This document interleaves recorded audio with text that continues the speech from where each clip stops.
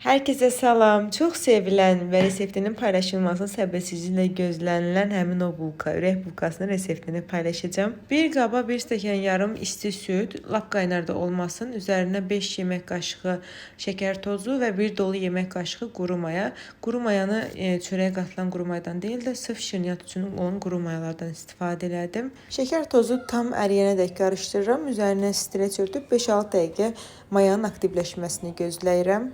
Başqa bir qaba 5 stəkan unu əliyərək əlavə edirəm. Məncə ələmək daha yaxşıdır şirniyyatların köpməsi üçün, həm də xəmirin daha yaxşı tutması üçün. Bilmirəm indi düz fikirləşirəm, yanlış fikirləşirəm. Siz də öz fikirlərinizi yazarsınız. Ələnmiş unun üzərinə 1 çay qaşığı duz əlavə edirəm və onu biraz unla qarışdırıram. Sonra onun ortasını açıb üzərinə 5 dəqiqə gözlətdiyimiz aktiv mayanı əlavə edirəm və üzərinə 1 yumurta, 1 armud stəkanından 2 barmaq aşağıda duru yağ, 1 paket vanilin qatıb qarışdırıram. Qaşıqla qarışdırıb qatlaşana qədər bu cür davam edirəm. Sonradan artıq əlimlə xəmiri toplamağa başlayıram. Bu dəfə resept videom biraz uzun oldu bilirəm, ancaq istədim ki, hər tərəfli göstərdim və ümid edirəm ki, bəyənərsiniz və bundan sonra da artıq çəkəcəyim videoları bu cür çəkərəm. Xəmirimiz yumşaq, hamar olacaq. Gördüyünüz kimi artıq xəmir hazırdır. Biraz da dəzgahın üzərində yoğururam və gördüyünüz kimi barmaq batırdıqda necə qalır izləri. Hansı qaba qoyacamsa həmin qabı biraz dur yağla yağlayıram. Xəmiri qoyub üzərinə streç örtürəm və üzərinə bir dənə qab dəsmalı qoyub kənara qoyuram. 2 qat olana kimi bu cür gözlədirəm. Siz şirniyyat və yaxud da çörək bişirəndə hansı undan istifadə edirsiniz? Mən karmen ununu çox bəyənirəm. Karmen ununun çox gözəl çıxır həm şirniyyatları, həm çörəyi.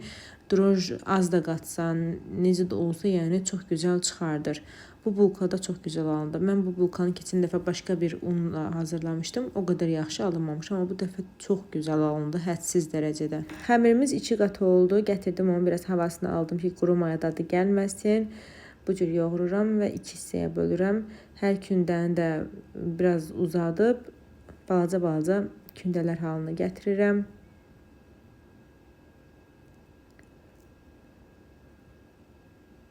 Balaca-balaca gördüyünüz kimi düzəldirəm və hazırlamağa başlayanda ilk birinci kündədən başlayıram ki, artıq o acımış olur. Gördüyünüz formada yayıram. Çox napnazik yaymaq lazım deyil. Biraz üzərinə duru yağ gəzdirirəm, hər yerinə vurun ki, şəkər tozu yapışsın, üstündən axmasın. Mən bu dəfə şəkər tozunu biraz artıq vurmuşdum. Keçən dəfə az olmuşdu, yəni şirnisi gəlmirdi. Bu dəfə amma yaxşı idi. Yenə də siz öz istəyinizə görə artırıb azalda bilərsiniz. Bu cür rulet formasında bükürəm. Çalışın hər tərəfini bükülsün, yəni açıq qalmasın. Birdən hava keçən kimi olur.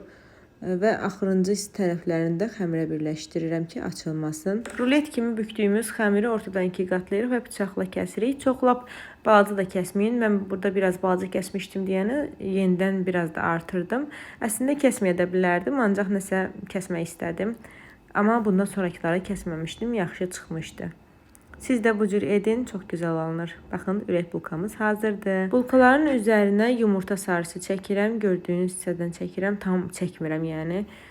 Və alt üst rejimdə 180 dərəcədə isidilmiş sobada üzəri qızaranadək bişirirəm. Çox gözəl olur. Həm maraqlı, həm də asan reseptlər istəyirsinizsə, mənə dəstək olun, səhifəmi takib edin. Artıq bulkalarımı qoyuram isidilmiş sobaya və üzəri qızaranadək bişsin, sonra götürəcəm. Budur, bulkalarımız hazırdır. Hazırlayacaq olan hər kəsə nuş olsun.